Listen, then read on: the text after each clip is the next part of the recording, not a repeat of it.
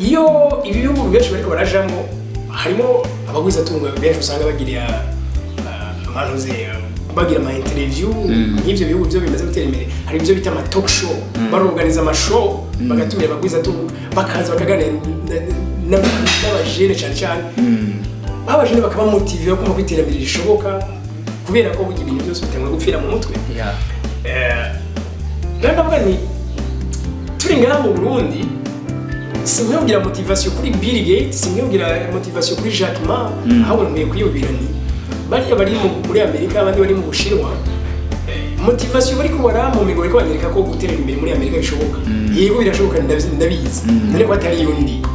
jendi ngaha mu Burundi none ngaha mu Burundi ni wari bishoboka cyane mati reka rero nshaka kiganiro kujya cyitwa ibanga ry'abatunzi reka ngengera abatunzi runaka azo dusangize ibanga y'ukuntu bo bageze ku butunzi kubera Jeff hari gihe reka dufate nko mugwiza tunga runaka dufate nka Siyoni n'akarorero Siyoni ashobora kuba yageze kuri iyo myaka we uriko afise ubuzima buri munsi y'uwo office mu uyu munsi ucura bahageze bivuze ko hariho ubundi uhinga iyo yarakoresheje cyangwa secret runaka imikenyo yo kumenya kubyaza ifaranga irindi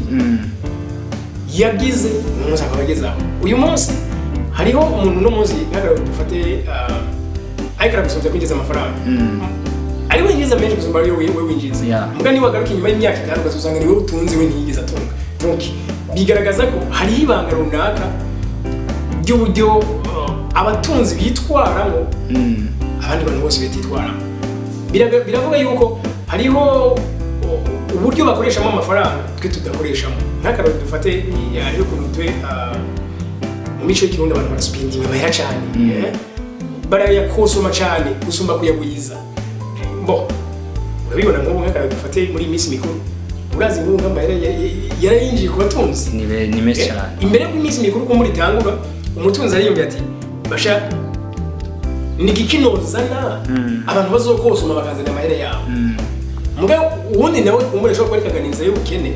naje yubi ati mbasha ndondera amahera hehe nzojya kuri ya misi mikuru donc umuri ko yimvira kwiye muri ya misi ubundi ariko yimvira gushika aya abantu bafise donc naho rero ndavuga ni reka twegere abatunzi tutaraja kure cyane mbega birakorohera ko ari gusanga hari abantu bafise jalousie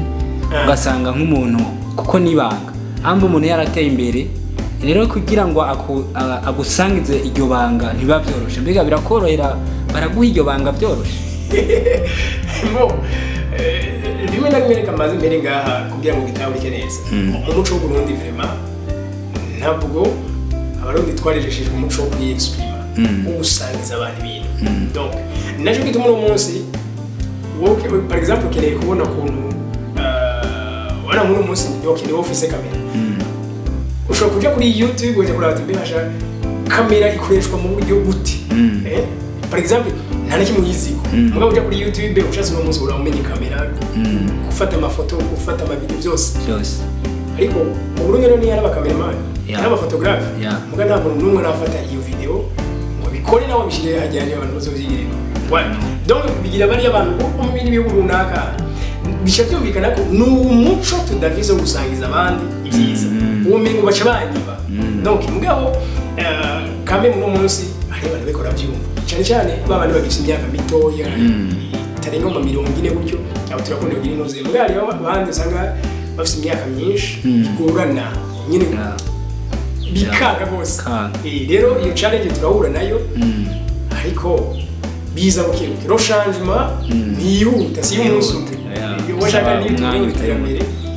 sikini cihuta mbwa biriko biraza kamere bukebuke ndabishimira abarundi bamaze gusangiza ibiyago kandi no twiteze ko n'abandi tuzobana cyiza cyane